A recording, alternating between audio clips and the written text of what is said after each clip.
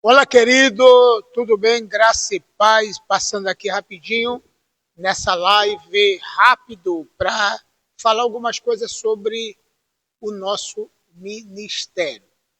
Eu tenho feito alguns vídeos falando de como é o nosso ministério, como é o ministério Encontro com Cristo.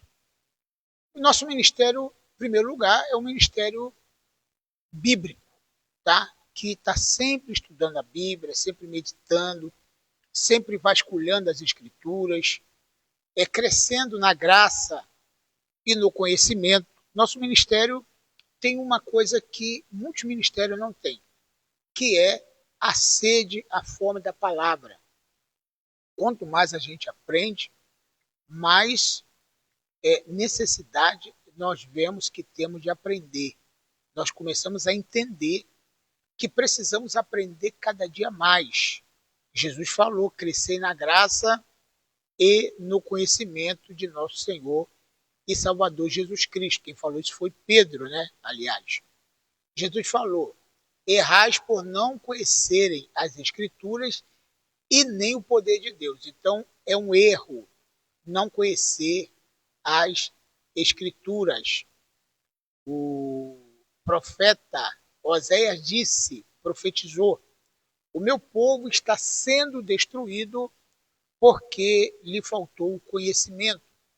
Então nós entendemos que não é a inveja, não é a macumba, o olho grande, que faz a pessoa sofrer, ser destruído. Não. O que faz a pessoa, o cristão, ser destruído é a falta do conhecimento. Eu sempre falo o seguinte: não vai ser o olho grande, não vai ser inveja. Se tem alguma coisa que está destruindo a vida de muitos cristãos, é a falta do conhecimento. A falta do conhecimento tem sido algo assim devastador na vida de muitos cristãos. Então, por isso que a nossa igreja é uma igreja voltada para o conhecimento. Claro que nós não sabemos tudo. Eu, como faço minha as palavras do apóstolo Paulo, que disse que não julgo que eu tenha alcançado, mas uma coisa eu faço, eu prossigo para o alvo. Então eu tenho certeza, absoluta certeza, que nós não temos alcançado tudo. Mas uma coisa nós fazemos: nós estamos prosseguindo para o alvo. Então isso é um pilar da nossa igreja. Outra coisa que a nossa igreja a maneira que nós trabalhamos, eu já falei em outros vídeos, nós somos uma igreja voltada para o Novo Testamento. Por quê que somos voltados para o Novo Testamento? Porque somos voltados para aquilo que Jesus ensinou em primeiro lugar e aquilo que os apóstolos ensinaram.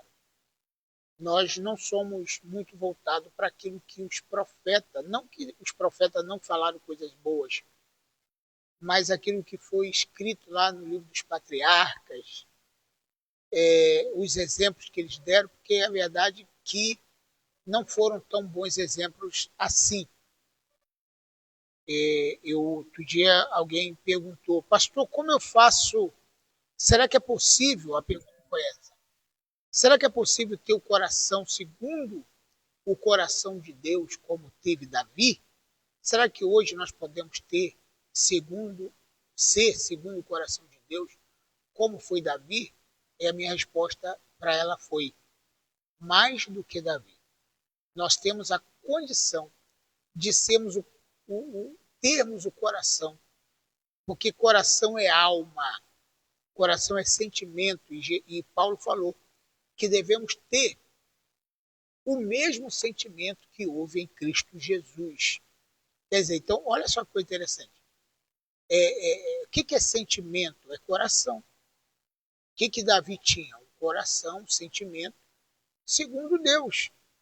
Mas Davi, será que ele era realmente dessa forma?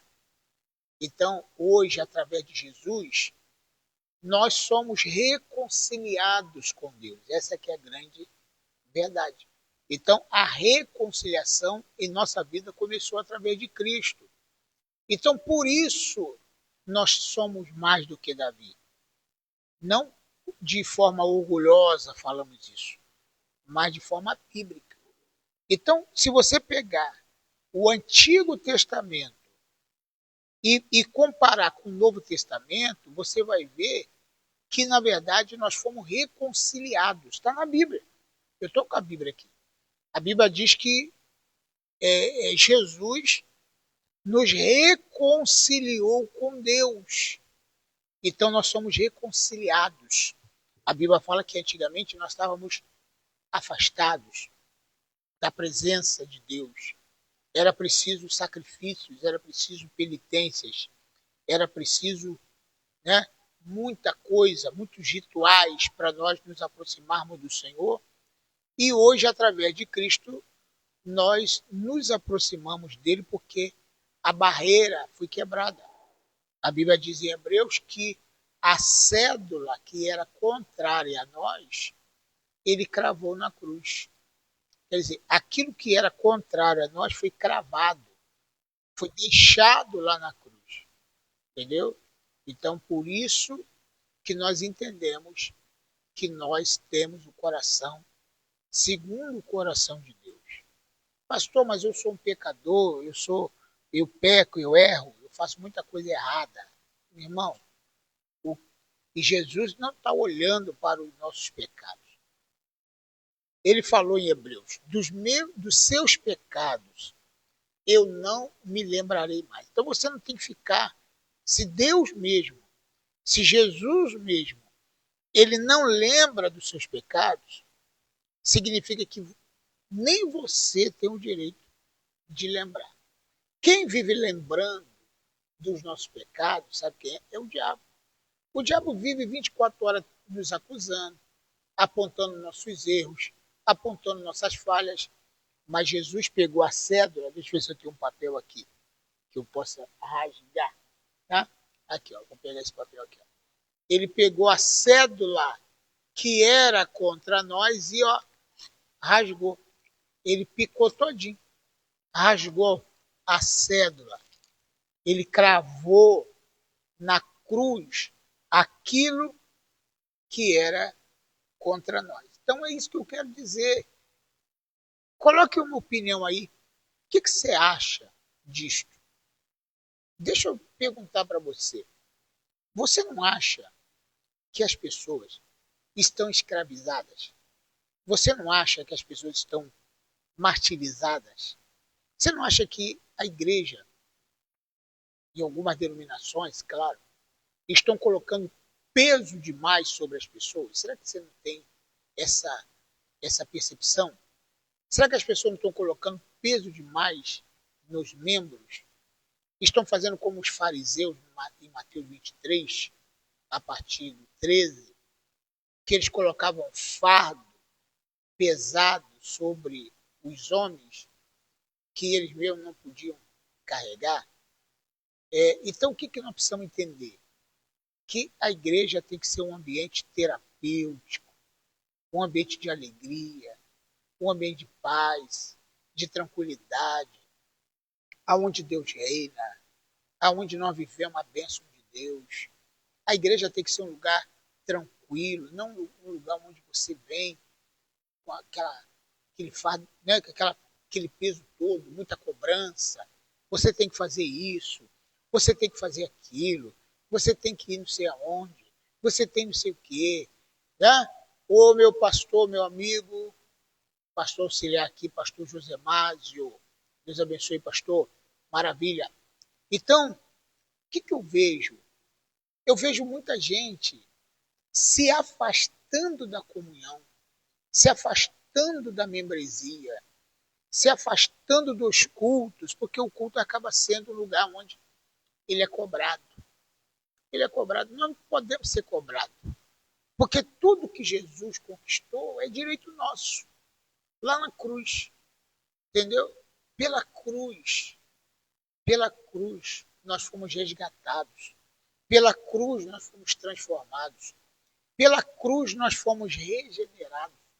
Pela cruz, nós fomos comprados pelo sangue de Cristo. Não foi pelo sangue de bode, de touro ou de coisas corruptíveis, Nós fomos comprados com o precioso sangue de Cristo, com o precioso sangue de Jesus. Essa é a grande realidade. Então, como é que é o nosso ministério? Como é que é a nossa igreja? Palavra. Louvor, a gente gosta. Eu gosto de adoração. Eu gosto de adorar a Deus. Gosto de adorar Jesus, que é Deus. Né? Gosto de adorar o Espírito Santo. A gente se reúne aqui para adorar. Agora, existe uma coisa que eu sempre falo e eu quero despertar você para essa grande realidade aqui. Se você puder compartilhar esse vídeo com seus amigos, será de grande importância. Eu gosto muito de falar o seguinte. Gente, Jesus explicou uma coisa. Se você ler o Evangelho de verdade, você vai acabar com essas besteiras todas. Jesus explicou uma coisa interessante. Que o lugar de se adorar não é nem em Jerusalém e nem no monte. Jesus estava explicando para os samaritanos que eram religiosos e gostavam da Torá e seguiam a Torá e seguem a Torá até hoje. Tá? O pastor José Márcio está dizendo aqui, Jesus disse que o meu fardo é leve e o meu jugo é suave. É isso mesmo. Então Jesus falou, porque hoje mesmo estava conversando com um pastor, e ele estava achando que os samaritanos tinham outra religião. E que a mulher samaritana, ela podia ter 5 maridos. Não, não. Os samaritanos seguiam a Torá também. E ela não podia fazer o que ela estava fazendo. Aliás, a Bíblia não diz que ela teve 5 maridos. Aliás, a Bíblia não disse que ela teve 5 amantes. A Bíblia diz que ela teve 5 maridos. Aquele que ela estava atualmente é que não era dela. Aquele atual era um amante. Mas os 5 que ela teve foi legítimo. Está escrito, é só você ler capítulo 4 de João. Disseste bem, tiveste 5 maridos, mas o que agora você tem não é teu. Quer dizer, então significa que os 5 que ela teve foi legítimo, foi marido de verdade. Pode ter sido através de várias situações, mas que foi. O que ela estava é que era errado. A situação irregular da mulher samaritana não foi, ou não foram os 5 maridos que ela teve. A situação irregular que ela estava era desse último, que não era dela. Essa é a grande verdade. E os samaritanos também não podiam cometer isso. Eles estavam errados, porque seguiam a Torá, seguiam a lei de Moisés também. Vocês sabem, os samaritanos, assim como os muçulmanos, seguem lá aquilo que, no caso, os samaritanos seguem a Torá, e no caso dos muçulmanos, seguem o Alcorão, mas de qualquer maneira, eles têm alguns princípios. Por exemplo, se os muçulmanos seguissem a Torá, eles não podiam ter 4 mulheres. Sabia disso? Se eles seguissem a Torá. Só que os muçulmanos não seguem a Torá, eles seguem o Corão.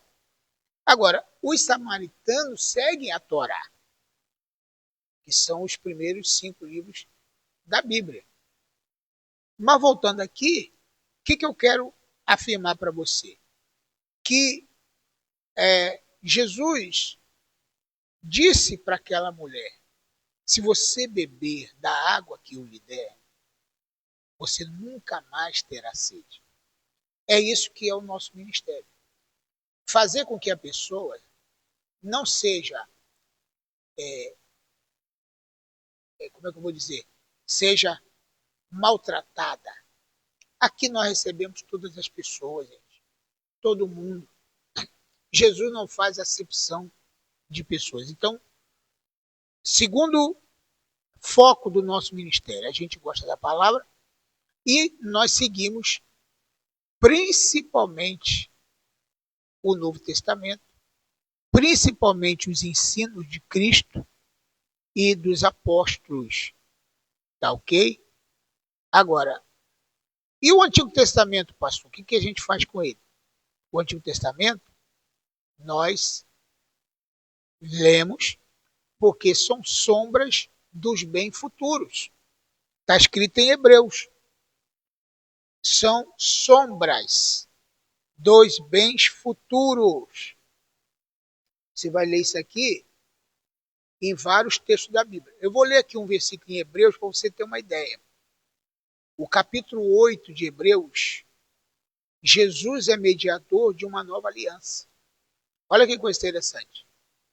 Ora, o essencial das coisas que estavam dizendo é que temos tal sumo sacerdote que se assentou à direita do trono da majestade dos céus. Olha só que coisa interessante. Quando fala direita, não está falando do lado direito de um trono qualquer que tem no céu. Jesus é o único que está sentado no trono. E quando a Bíblia fala direita, significa poder, autoridade de Deus. Isso que é muito importante você saber. E da majestade nas alturas do céu. Aí vem, versículo 2.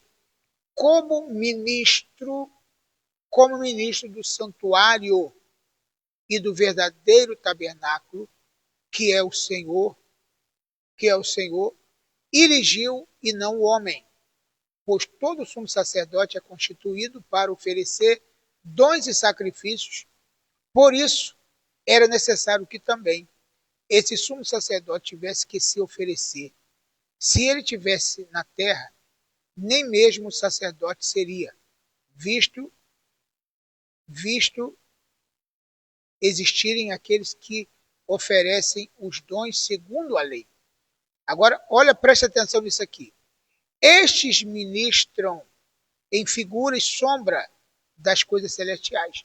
Estes ministram, olha que coisa interessante. Estes ministram, esses quem? Os sacerdotes do Antigo Testamento. Ministram segundo a lei. Estes ministram em figura e sombra das coisas celestiais. Assim como Moisés foi divinamente instruído quando estava para construir o tabernáculo, pois Deus disse: tenha cuidado para fazer tudo de acordo com o modelo que foi mostrado a você no monte. Mas agora Jesus obteve um ministério tanto mais excelente. Jesus tem o ministério mais excelente que Moisés. Quanto é também mediador de superior aliança. Jesus é mediador de superior aliança, instituída com base em superiores promessas. Porque se aquela primeira aliança tivesse sido sem defeito, de maneira alguma estaria sendo buscado lugar para uma segunda aliança. E de fato, representando-os, diz: eis aqui vem dias, diz o Senhor, que firmarei nova aliança com a casa de Israel e com a casa de Judá. O que eu quero dizer com esse versículo, capítulo 8 de Hebreus? Jesus é mediador de superior promessa. Isso aqui é muito importante. Gente, deixa eu te falar. Se nós estudarmos o Novo Testamento todinho, vai cair as escamas dos olhos. Vão cair as escamas dos olhos. As escamas vão cair. É só estudar o Novo Testamento. As escamas vão cair. Vão cair.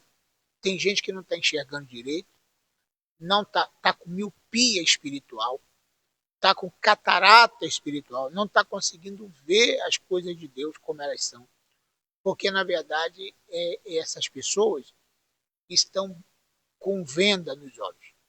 estão com escama nos olhos, assim como o de Paulo. Como do Paulo teve um encontro fatal com Jesus no caminho de Damasco, a Bíblia fala que ele foi tocado nos olhos e ele ficou cego. E as escamas, quando Ananias foi orar por ele, lá na rua chamada Direita, quando Ananias foi orar por ele, a Bíblia fala que as escamas dos olhos de Paulo caíram. Eu falo Paulo porque ele tinha dois nomes, tá? Um grego e um romano. Tá? O nome romano era Paulo e o nome grego era Saulo, tá ok? Então a gente continua chamando ele de Paulo, perdão, porque ele é um nome, esse nome é um nome hebraico, nome hebraico, que na verdade é Saul, tá?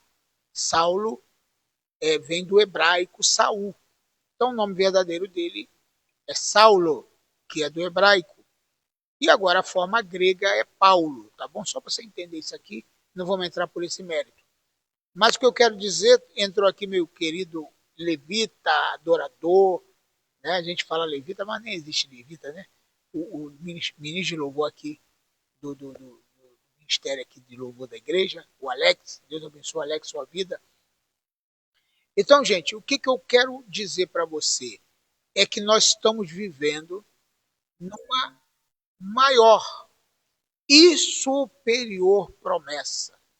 Numa maior e superior promessa.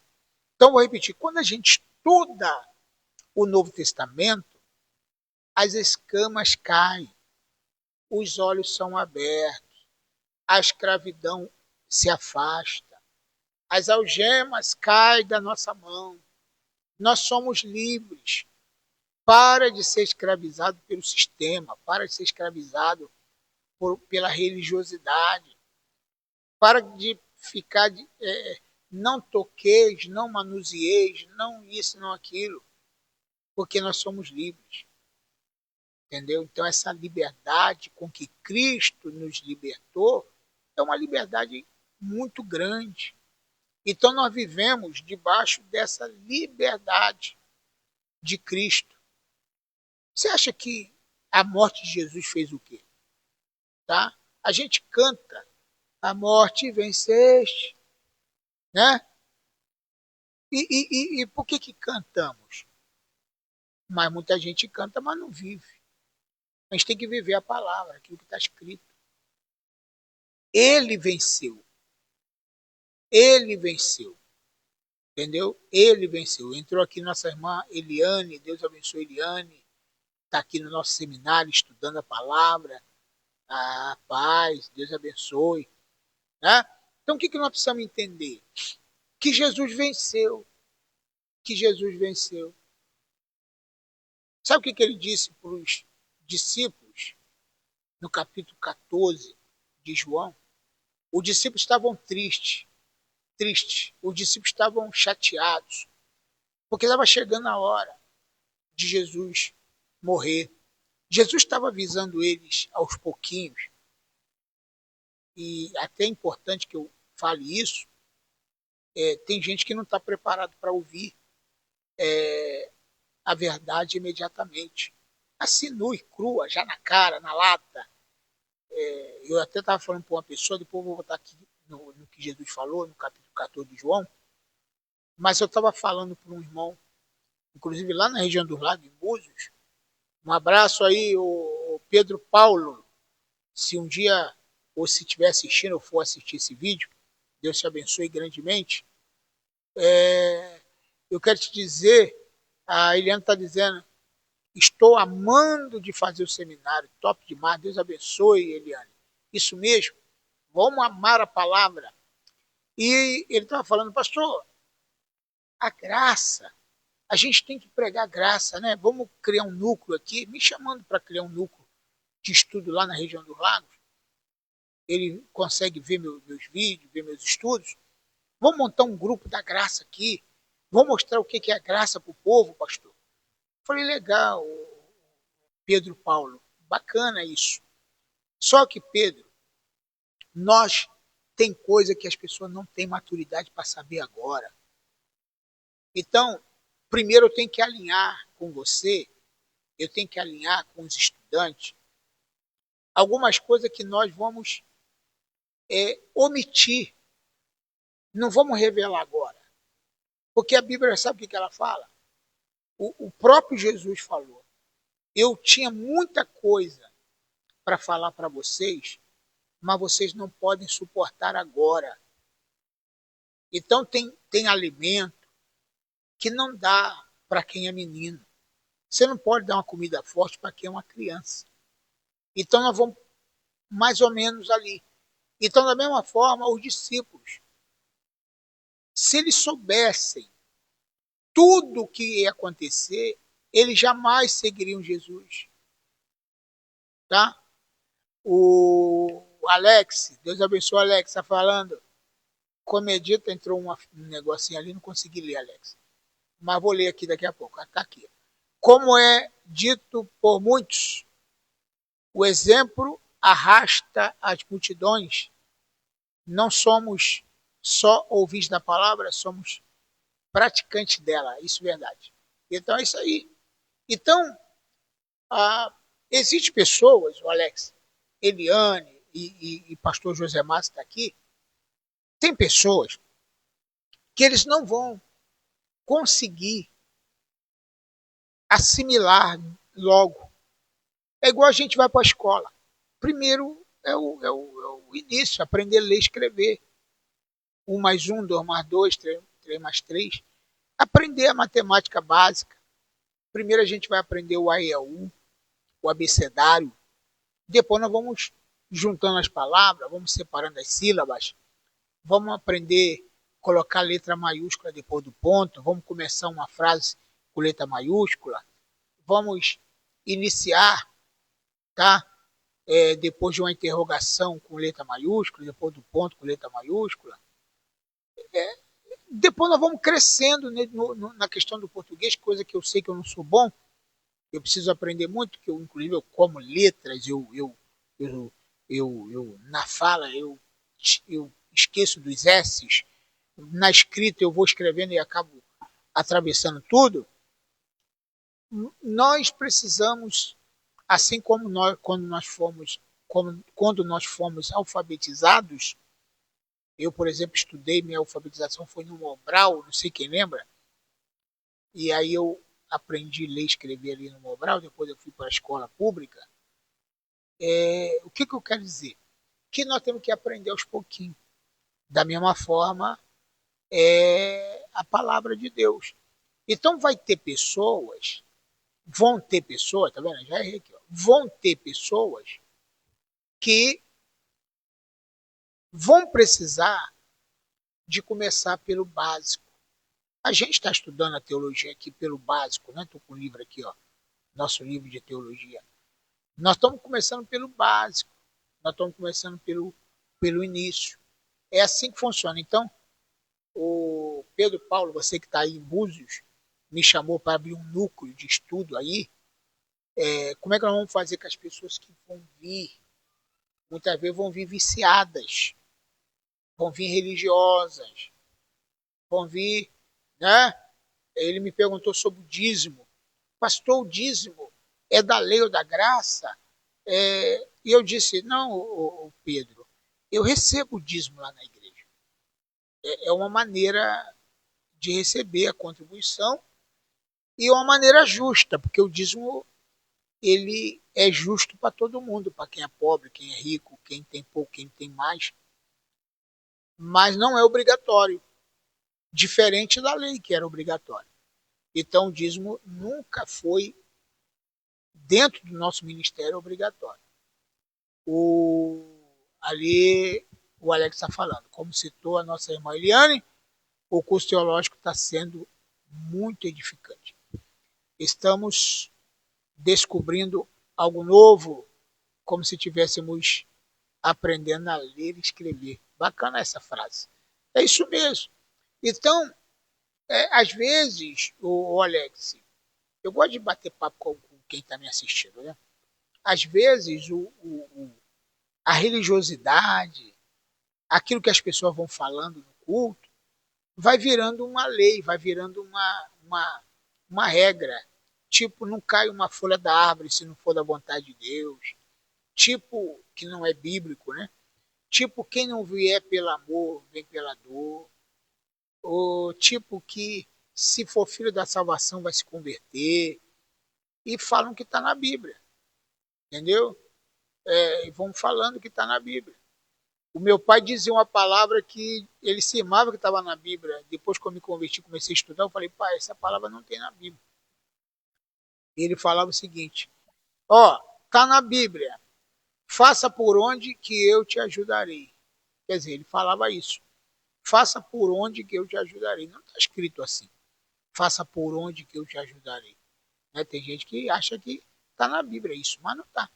Quer dizer, então tem tanta coisa que, que você vai ver que as pessoas estão usando hoje, que não estão na Bíblia. Tem um monte de coisa, gente. Mas um monte de coisa. Tem tanta coisa. E você podia até citar algumas aí, se você quiser. Coloca aí no comentário. O que você já ouviu, por exemplo, que não está na Bíblia? O que você já ouviu? Fala para mim. O que você já ouviu? Né? Aí eu vou dizer, isso aí está na Bíblia, mas está desse jeito. Ou isso não está na Bíblia. Né? Então existem ensinos, né? O pastor José Márcio está falando aqui que a palavra de Deus é libertador. Né? A palavra de Deus é libertador. A Aliane diz que o conhecimento é que liberta. Verdade. Eu estava falando numa igreja que eu estava pregando outro dia, que se uma igreja tiver um ministério de libertação, essa igreja tem um ministério de libertação, aí a igreja expulsa demônio. Muito legal, eu acho que é importante ter uma igreja, um ministério que trabalha com a libertação, bacana. Mas se não tiver ensino para a pessoa vai continuar oprimida. Entendeu? Né, ele está falando aqui, o Alex, né? Bacana isso aqui, ó. Podem tirar qualquer coisa de nós, mas a sabedoria adquirida ninguém pode nos tirar. O conhecimento, quem mais? Quem pode nos tirar o conhecimento? Desde que você conheceu a palavra, jamais ninguém vai te tirar. O conhecimento é a maior riqueza que existe. O conhecimento é a maior fortuna que existe. A maior fortuna. É a mesma coisa pegar uma pessoa pobre, mas pobre mesmo, como esses ganhadores aí da Mega Sena, que eu sou completamente contra jogos, não sou a favor, do Big Brother, desses reality show que existe por aí, as pessoas entram lá pobres depois ficam ricas e pouco tempo depois fica pobre de novo. Um rapaz que ganhou uma indenização daquela lá em Minas que desabou, né, que caiu, que aquela reserva de água, reservatório de água, esqueci o nome da cidade, Brumadinho, eu acho. Ele ganhou a indenização, 400 mil reais. Ganhou uma indenização de 400 mil reais. Em 4 meses ele gastou, foi tudo. Por quê? Não tinha conhecimento. Meu irmão, 400 mil reais na mão de quem tem conhecimento, meu Deus, vai fazer muita coisa. Muita coisa, tanto para ele como para a família, como para os amigos, como para o ministério, como para a obra de Deus. Tá? Muita coisa. E é só viver como se viveu com um pouco mais do que ele sempre viveu. Por exemplo, ele viveu com salário mínimo a vida inteira, legal. Pega esses 400 mil, viva com 10 mil, por exemplo, mensal, que já é bastante coisa para quem nunca teve nada. Entendeu? Viva com 10 mil mensal. Já vai ter um grande lucro. E já foi feita uma pesquisa de que quando você o pobre para ficar rico, ele é uma luta. Para ficar rico é uma luta. Né? Eu acredito que um pobre pode ficar rico trabalhando honestamente, eu acredito. Agora, pega um cara rico e deixa ele pobre, somente com o conhecimento dele ele fica rico novamente. Por isso que o conhecimento é muito importante. Uma pessoa que é rica, tira tudo dele, tudo, e deixa só o conhecimento, ele vai ficar rico novamente. Por quê? Porque o conhecimento é enriquecedor, o conhecimento é formidável, o conhecimento é maravilhoso. Tá bom, gente? Deus abençoe você. Esse vídeo vai ficar gravado, vai ficar ali, tá? O Alex está dizendo lá, esse rapaz que ganhou uma indenização considerável no Vale do Rio Doce. Ah, tá. Obrigado, Alex. Foi na cidade de Brumadinho, Minas Gerais. Vale do Rio Doce, é isso mesmo. Então, veja bem. O outro ganhou lá na Bahia, na loteria, milhões, ficou pobre, um ano depois. Aquela que ganhou nos primeiros Big Brother, né? Que teve, esqueci o nome dela, tá pobre, morando de favor. É por causa disso, falta do conhecimento. Por isso que tem que estudar. Você se prepara. Eu falei até para um rapaz ontem que vai vir para o seminário, ele vai vir para estudar com a gente. Eu falei para ele, olha, deixa eu te falar uma coisa. Você pode falar assim, eu não vou fazer seminário porque eu não tenho pretensão de ser pastor. Realmente, ele falou, eu não tenho pretensão de ser pastor. E se você for, por exemplo, tá? E se você for? Você vai ser abençoado. De repente você já tem um conhecimento. Tá bom, gente? Deus abençoe, obrigado por assistirem. E vamos lá, gente, vamos lá. Compartilhar é muito importante. Bota lá. Amanhã tem culto aqui. Quinta do Clamor. Quinta do Clamor vai ser um culto especial. Venha participar, venha louvar, venha agradecer. Obrigado, Alex, pelos joinhas. Obrigado, pessoal, pelos joinhas aí. Venha participar, vai ser bênção de Deus. Um abraço para todos. Fica com Deus. Até a próxima live. Deus abençoe.